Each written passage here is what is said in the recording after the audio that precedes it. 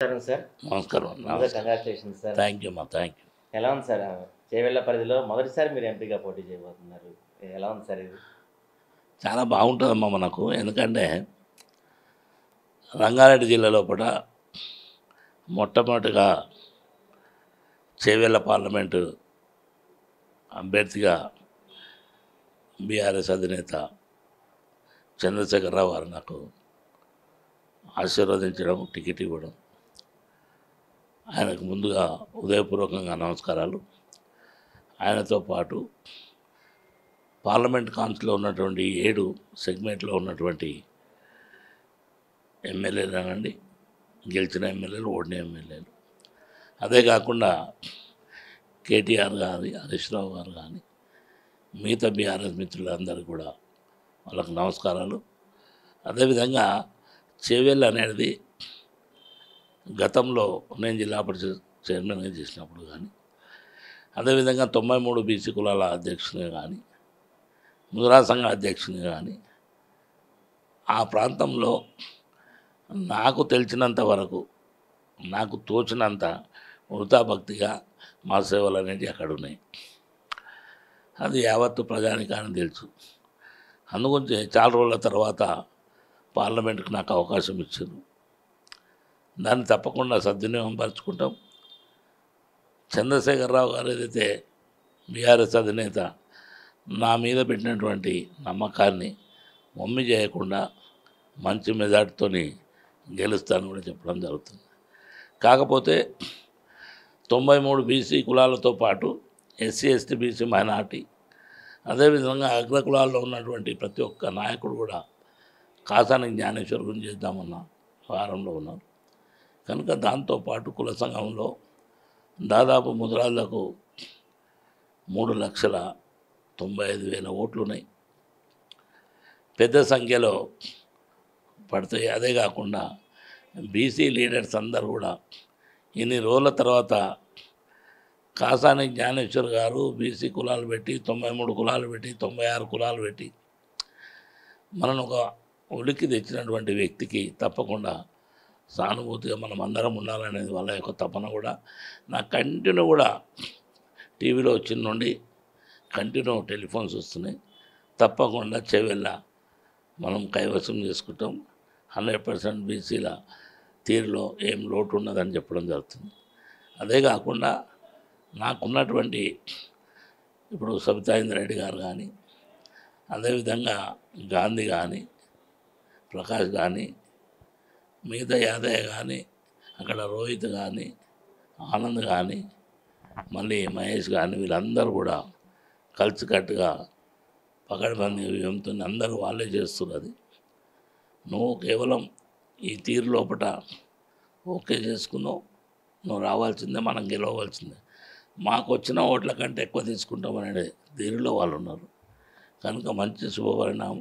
తప్పకుండా చేవెళ్ళ పార్లమెంటు మనం గెలుస్తున్నాం. సార్, అయితే చేవెళ్ళ పరిధిలో కాంగ్రెస్ బలంగా, ఒక చేవెళ్ళే కాదు రాష్ట్ర వ్యాప్తంగా కాంగ్రెస్ పనులు బలంగా వేస్తున్న తరుణంలో చేవెళ్ళలో కొంచెం బీఆర్ఎస్ వీక్గా ఉంది. అలాంటి ప్రాంతం నుంచి మీకు ఎంపీ టికెట్ వచ్చింది. మరి అక్కడ మీరు ఇప్పుడు బీఆర్ఎస్ని చూసి జనం మీకు ఓటైపోతున్నారా, లేకపోతే కాసాని బ్రాండ్ చూసి మీకు ఓటు పడతాయి అనుకుంటారు? మొదటగా వీక్ ఉన్నది అనేది కరెక్ట్ కాదు. ఒకటి, చేవెళ్ళ పార్లమెంట్లో 7 సీట్లు ఉన్నాయి. 7 సీట్ల లోపల 4 పెద్ద కాన్స్టిట్యున్సీలు ఏదైతుందో శేర్లింగంపల్లి కానీ, మహేశ్వరం కానీ, రాజేంద్ర నగర్ కానీ, చేవెళ్ళ కానీ, ఇవి కూడా బీఆర్ఎస్ ఎమ్మెల్యేస్. 3 ఎమ్మెల్యేస్ చాలా తక్కువ సీట్లతో ఓడిపోయినటువంటి సందర్భం ఉంది. అది తాండూరు కానీ, వికారాబాద్ కానీ, పరిక్ కానీ. కనుక పెద్ద తేడా లేదు. ఇప్పటికీ ఓటు శాతం అనేది బీఆర్ఎస్కి ఎక్కువ ఉంది.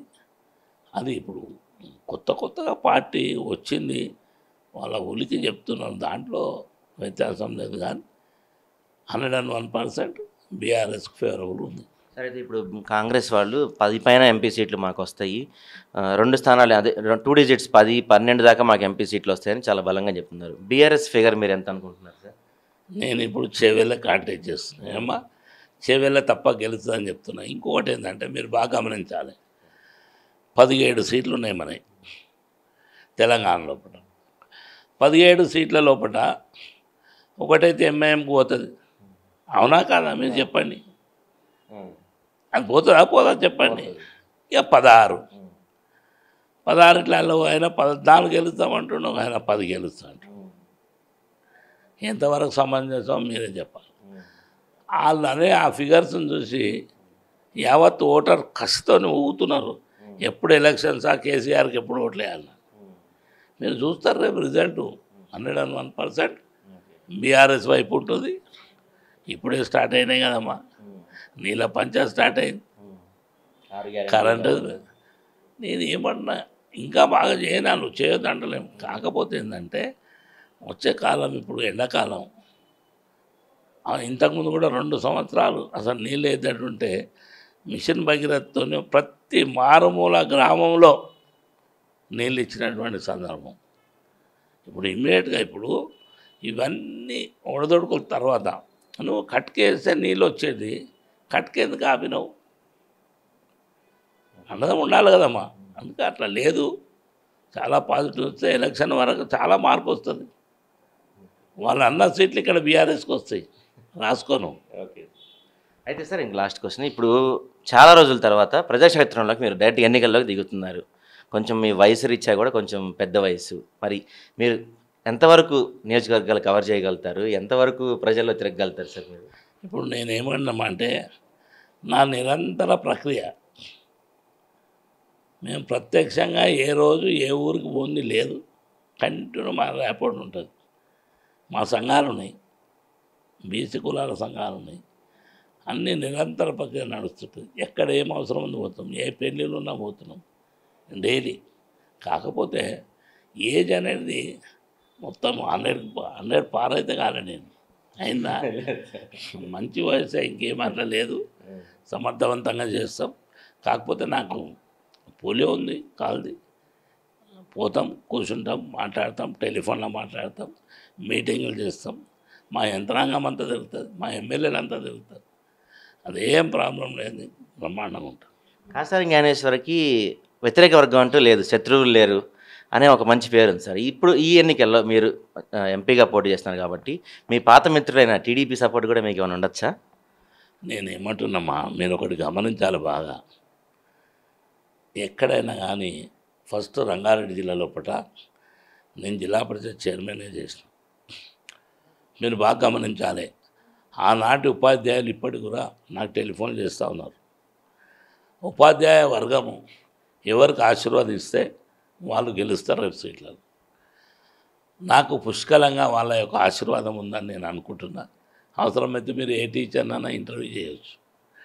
ఎందుకంటున్నంటే మేము ఆ రోజు జిల్లా పరిషత్లో వాళ్ళకు రావాల్సినటువంటి బెనిఫిట్స్ అన్నీ ఒక నాంది చేసినాం. 1 మంత్ ప్రక్రియ ఉంటుంది. రిటైర్మెంట్ రోజు తప్పకుండా వాళ్ళ చెక్స్ వాళ్ళకు వచ్చుతారు. అదే కాకుండా ఎక్కడ కానీ ఆ రోజు మేము చేసినటువంటి అడిగిన ప్రతి వ్యక్తికి మేము పని చేసినాం.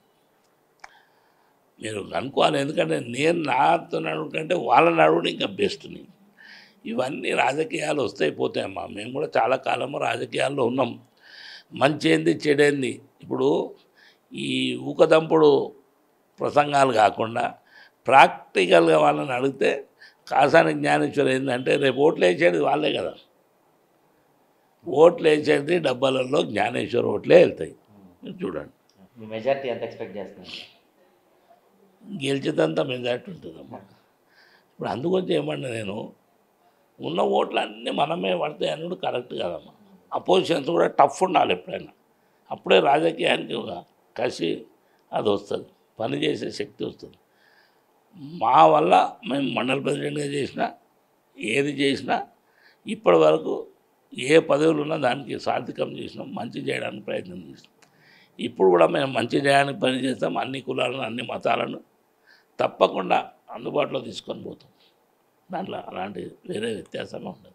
మొత్తం మీద ఈసారి చేవెళ్ళని ఖచ్చితంగా చేవెళ్లపై బీఆర్ఎస్ జెండా ఎగరవేయబోతుందని చెప్తున్నారు కాసాని జ్ఞానేశ్వర్ గారు. ఇది ఆయనతో face to face. Camera person సతీష్తో సాయి, ఆంధ్రప్రభ.